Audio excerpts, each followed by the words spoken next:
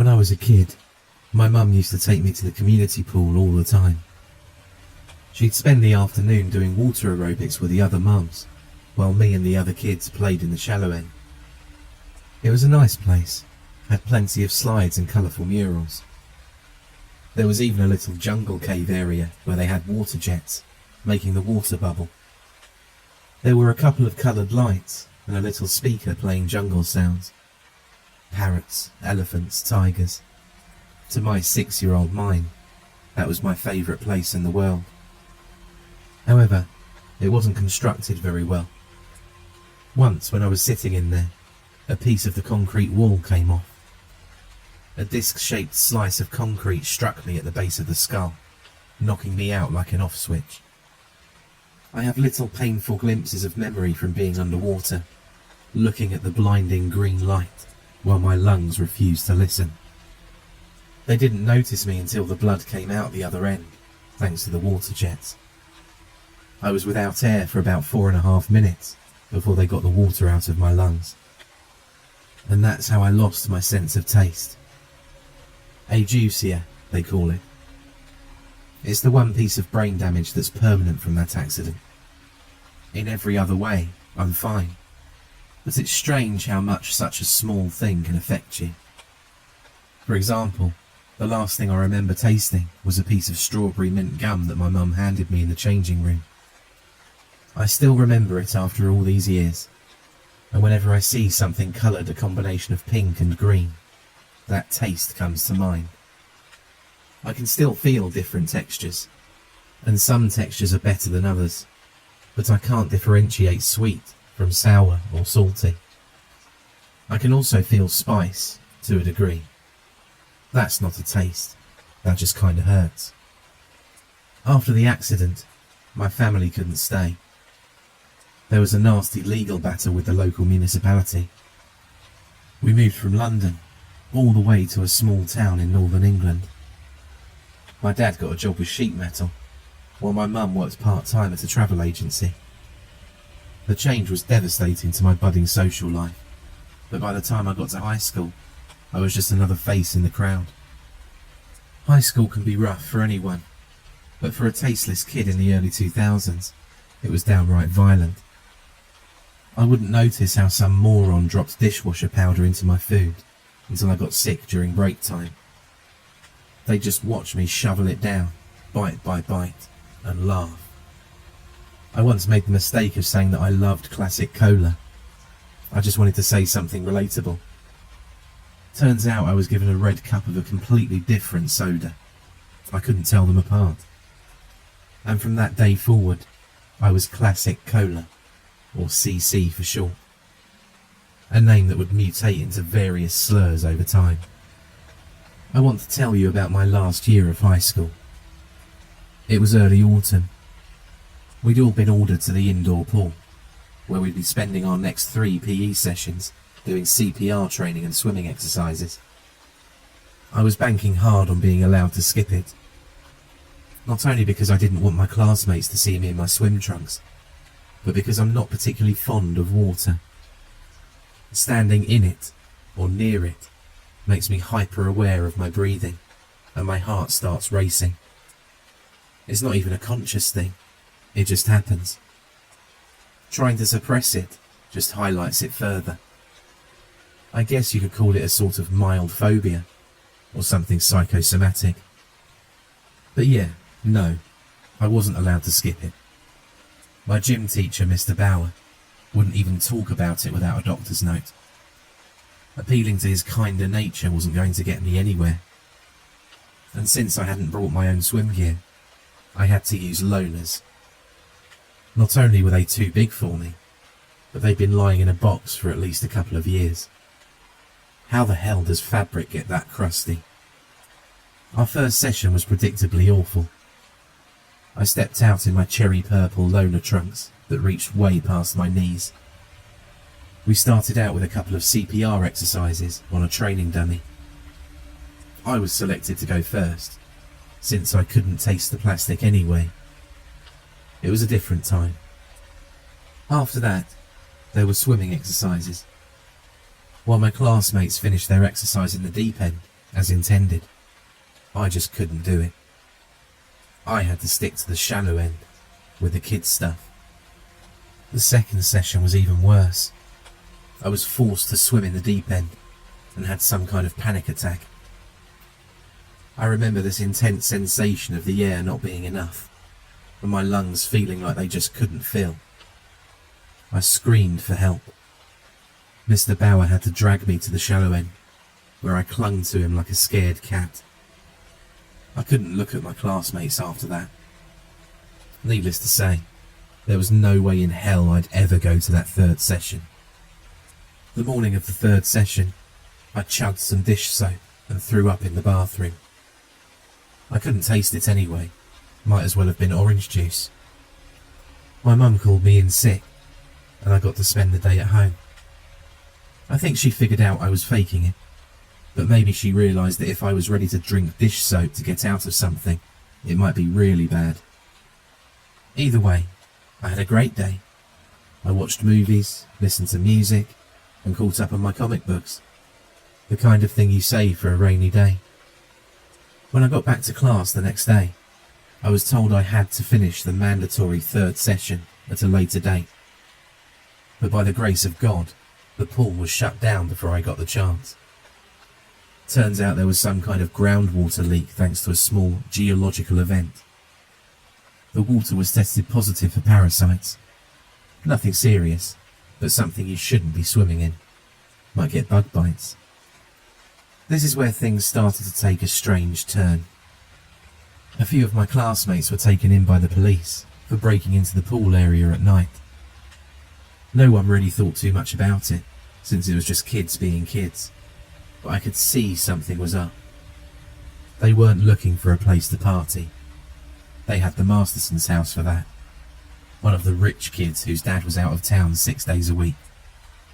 So I started paying attention to the whispers in the halls. There was nothing outright wrong, but I'd pick up little bits and bobs that hinted at something going down. There were these two kids in the basketball team that I picked up a couple of whispers from outside the gym. "You going to see her?" one of them whispered. "First chance I get," he laughed back. "Can't wait. They're going to be watching the place." "Just people going in and out," another responded. "They won't notice if we go in by day and stay the night." My classmates started to behave. This might not seem like such a big deal, but they were paying attention in class, answering questions, and then retreating to the dark corners of the school to plot and whisper. Something was clearly up, but I wasn't in a clique close enough to the action. Still, it had me worried. The most obvious proof of this came to me during a math class. As Miss Levinson walked us through a couple of handy techniques, one of my classmates suddenly stood up. Everyone turned to him. "Is there a problem, Ron?" Miss Levinson asked. "Do you mind?" He just looked at her and raised his hand as if about to ask for permission. Then he made this god-awful noise and threw up all over the floor. The others looked at him with disgust, but it wasn't disgust about what he'd done. It looked like they'd been offended. I overheard one of the girls from the yearbook club whisper to her friend. "He's out," she said. "She doesn't want him." There were other signs too. Some of the core cliques were reaching out to new people. Even first years. People were getting invited to hang out, and more of them were being suckered into something I couldn't quite put my finger on. It was related to the pool area. Whatever it was going down there. That much was clear. The final nail in the coffin for me was in the locker room ahead of basketball practice. One of the guys, Morris, took out what looked like a metal snuff box. It was full of this dark, purple-like powder. He licked his thumb, dipped it, and ran it across his tongue. One of his buddies turned to him astonished. They spoke in low voices. "That stuff works. It's like I can hear her, man. It's like she's there." I wanted to ask them about it, but I couldn't bring myself to do it. If they wanted me in on it, they'd have reached out to me already. I'd see them bring these strange things to put in their lockers. One guy brought a bag of fertilizer. Another had a couple of sleeping bags. Some of the girls brought frogs from a nearby pond. And flowers. A lot of flowers. Tulips, petunias, violets.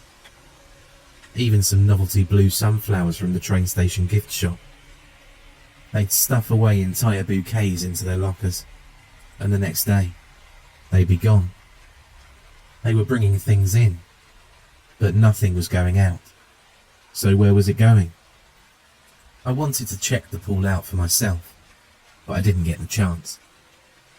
Teachers were keeping an eye on the place during the day, and there were police going by at night. So while students were clearly getting in, somehow, I wasn't in the loop about how. This all happened really fast. A couple of weeks at most. Some people had changed rather radically. For example, there was this guy named Everett. He'd been an absolute pain for the people in his class, and all of a sudden, he was a model student. He even addressed his teachers as Sir and Madam. It got to the point where people suspected trouble at home, but there was nothing of the sort. He'd just changed. And while others weren't sure as to how or why, I had a sneaking suspicion it had to do with that closed-off pool. There were too many things collecting in that one area for it to be a coincidence, and I knew for a fact that Everett was one of those people that had been invited early on. Finally, I bit the bullet. Once after class, I walked up to some of the more sympathetic girls in the yearbook class. They looked at me like I was an alien. "Hey," I said, "are any of you heading to the pool?" "It's closed, don't you know that?" one of them snapped back. "Yeah, but..." I looked around, making sure no one overheard us. "I know some people go there anyway. You do that, right?" "Why do you even want to go? Aren't you, scared of water?" "I just want to see what's up. Everyone's going, right?" "Yeah, no," she smiled. "Not everyone. Not you, for example." So much for being some of the more sympathetic people in class. Some of the others stayed late after class, under the guise of catching up. Teachers allowed it, and even encouraged it. I figured they used that excuse to sneak into the pool, but I had no way of knowing for sure. I couldn't make up a good excuse to stay late myself, since I was ahead in most classes, so I had to do the opposite, end up in detention. So I cheated on a quiz, copying the answers from my deskmate. I didn't even try to hide it. School looks different in the dark. Eerie. The corridors look longer, and the lack of people buzzing about makes every footstep echo. When I was done with my detention, I managed to sneak off to see if I could find the others. Going past the pool, I could tell the door was locked. There was a warning tape on the front, unbroken. They hadn't gotten in that way. As I was skulking about, I turned to see a figure at the end of the hall. The ex-menace, Everett. He walked up to me, looking me up and down with a curious frown. "What you up to?" he asked. "I want to see what you guys are doing," I said. "You're in there, right?" "You sure?" "I dunno, I'm just curious." "Yeah, but you've got to be sure," he insisted. "Once you're in, you're in." "How can I be sure if I don't?" "I'm asking you, CC," he sighed. "If you're sure. And you don't sound very sure to me." We just looked at one another for a while. He was taking this seriously and was asking me to do the same. I obliged. "Yeah," I nodded. "I'm sure."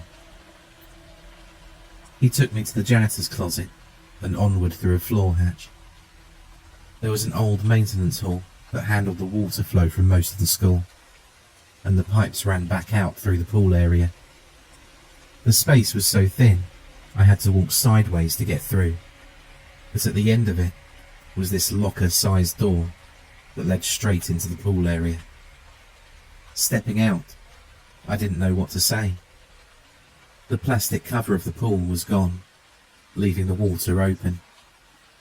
They'd covered most of the bottom of the pool in dirt, and there were flowers littered all over the water.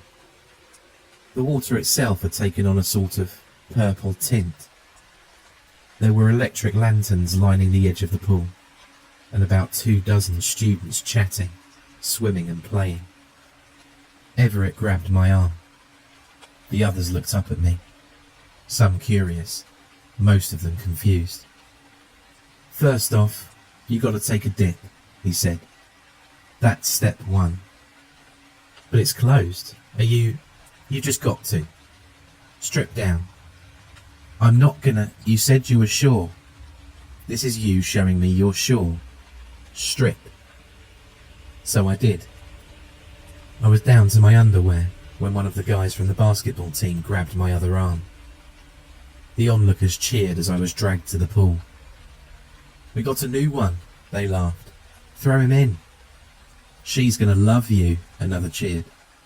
"Hurry up already." Deep diving into bacteria-infected waters withstanding, I wasn't eager to go head first into the deep end. I asked them to slow down and hear me out, but it fell on deaf ears. Seconds later, I was pushed in. A moment of perfect silence. Then I broke through the surface. Flower petals stuck to me, and I could feel the grains of dirt scrub against my skin. The water was dark, but I could barely see my own hands beneath the surface. The others were gathering around to watch, giggling eagerly. Something brushed against my leg. I came up, gasping for air. I swam towards the shallow end, shoving petals and debris aside. Everyone just waited and watched. "Here she comes," the girl from the yearbook club grinned. "You think she's going to like him?" I didn't see anything or anyone as I continued to the shallow end. The moment my feet touched the dirt, there was a sound. Looking up, I noticed movement, something dredging up grime. Bubbles popped, and there was a splash somewhere behind me. As I turned around, I could see ripples in the water. I could feel the waves move as something pushed its way forward. My heart raced as I looked at all the smiling faces. What were they happy about? What was this? Then something grabbed my leg. It was so unexpected. I barely had the time to gulp for air as something pulled me beneath the surface. I only caught a glimpse of it, a long, worm-like body moving out of view. Every segment as thick as my arm and as wide as my torso. I burst through the surface and beelined for the edge of the pool. They weren't letting me out. "I told you he couldn't do it," someone yelled. "He's going to screw it all up. Kick him back. He needs to stay in longer." "What's wrong with him?" They kicked at me, pushing me back down. No matter where I looked, there was someone there to fight me. I could feel hands, at least 4. Some grabbing at me, others just exploring me, touching my hair, poking my spine, tickling my feet. A worm-like body brushed against my back as it squirmed past me. Then it grabbed my feet, pulling me under again. It had been swimming around me, clearing out the grime of the water. It pulled me to the bottom of the pool, making my ears pop. The thing was at least 25 to 30 feet long. It had a slight purple colour, which seemed to affect the water around it as it moved. It bent itself in a sort of C shape, where the bottom half had me grabbed and the top half faced me. It had no head. I was staring into an open neck, like the mouth of a lamprey, vibrating beak-like teeth in perfect formation, undulating back and forth with each passing heartbeat. Randomly spaced across its body were these thin, twig-like arms, ending with 3 webbed fingers. These were what grabbed me. I couldn't breathe. I couldn't think. Every bone in my body wanted to fight my way out. I was convinced these people had thrown me in to be eaten, a sacrifice to whatever the hell this was supposed to be. Was this her? The one they'd been referring to? It had to be. There were vibrations coming from it. I could feel them. But the more I listened, I slowly came to realise it wasn't just vibrations. They were sounds. A voice. I clawed my way to the surface, kicking and screaming. It let me go. I breached the surface, screaming for help, crying, begging for it. Again they laughed. Some seemed genuinely confused. I waded towards the shallow end, watching the segmented body wriggle just under the surface. The others gathered around the edges of the pool, ready to kick me back in. Turning back towards the thing, it suddenly rose out of the water like an angered cobra. Closing in at alarming speed, it came up to me, face to face. Not even one of them reacted as I thought they would. They were praising it, complimenting it, speaking about it like it was the most beautiful thing in the world. The guys were drooling, and the girls were awestruck. They all gathered around to see what I'd do. It closed in on me. 6 little twig-like hands touched my arms, then my chest, feeling my pounding heart. Carefully, it descended under the surface again. This time, it gently pushed on my head, just enough for my ears to go under the water, while keeping my mouth above the surface. I could breathe. It was speaking. I could hear it in the vibrations. Listen, it repeated. Listen, please. It was the most surreal moment of my life. Lying there, belly up, in front of a spellbound crowd. Like a nightmare I'd never had. Feeling the poking and prodding fingers across my back, my thighs and my arms. You don't see me? It asked. Yes, I said. I see you. You see other me. It rumbled back. Not me. The segmented body bumped against me as it moved under, then beyond. The vibrations were clear, but a little more distant. You're not affected. It continued. You are faulty. I don't understand. I can't live on your tongue. It vibrated. I can't help you. I lay there for at least 10 minutes, just feeling the vibrations. The others relaxed. Some even jumped in with me, seemingly unafraid. There was no word for this thing. It was just her. It didn't want a name. It didn't need one. She was frustrated. She seemed to have a strange effect on the others that just didn't work on me. I didn't understand why, and it didn't either. That is, until I explained my lack of taste. See, a human tongue has thousands of taste receptors, allowing us to translate complex sensations for our minds to register. Apparently, this is the way she could affect others, by having them taste her. I was told a story. There was a cave with hundreds of kin. In the dark, all you could use to find and discern others was taste and vibration, which was all it could utilize. Then, there had been pressure coming from beneath. A breach, pressing dozens of kin to strange, lonely waters. There, she'd looked for others, only to find herself sucked into a pipe. She'd been stuck in there for days, wriggling around, listening to us, other living beings, learning, adapting. She managed to make her way into the pool, which had been closed by then. The water was bad, but not anywhere near what she was used to. Chlorine was common in her home.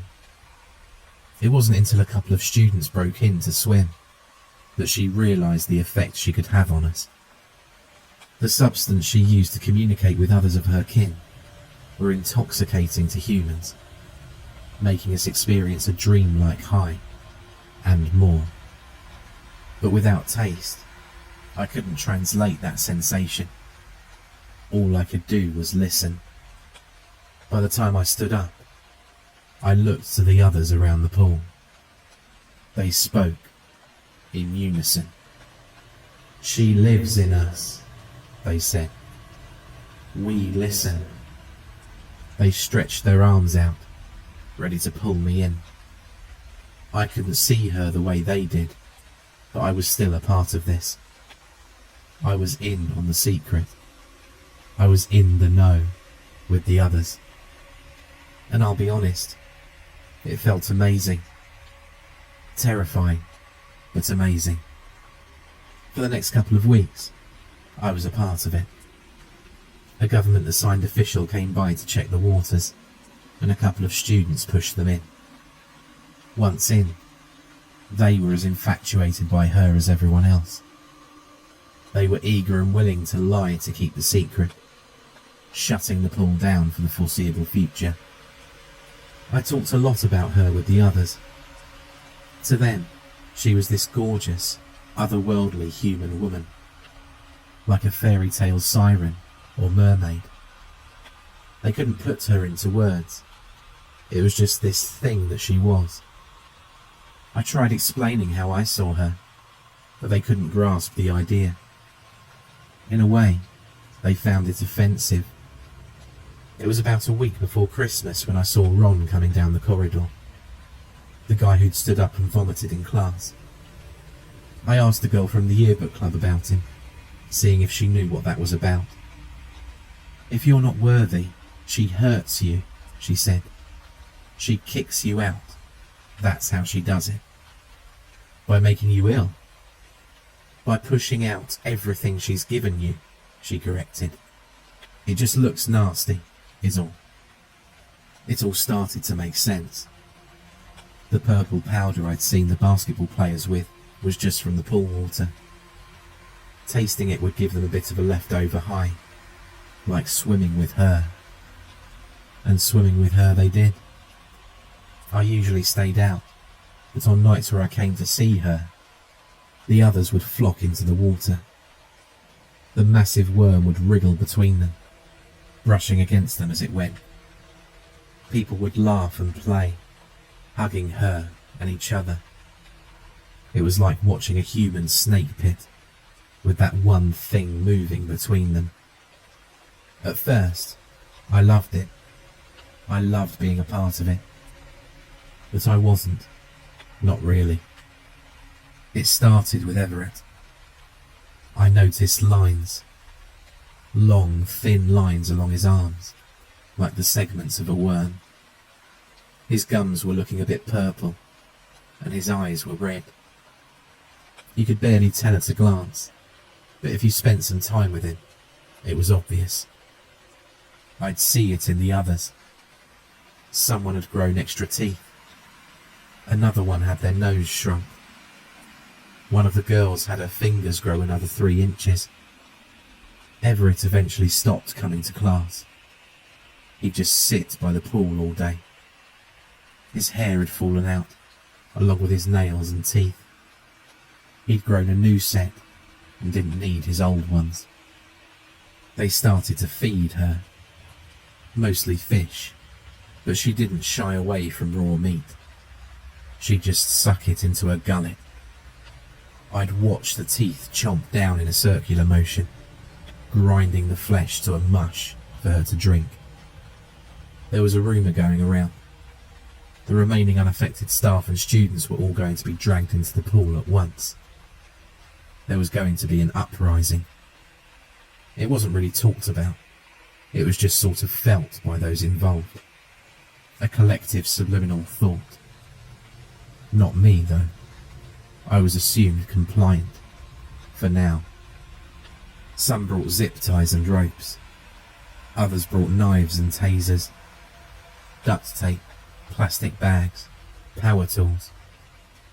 It would be violent, but she was tired of waiting in the dark.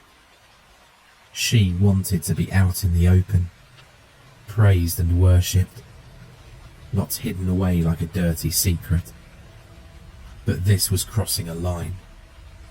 A creature seeking to survive was one thing, but this was abduction. I wanted to speak out, but I knew the others would silence me. And since I couldn't be influenced, there was only one thing they could do to silence me. To kill me. I had to be careful. The night before the planned attack, I joined her in the pool. Only a handful of others were around at the time.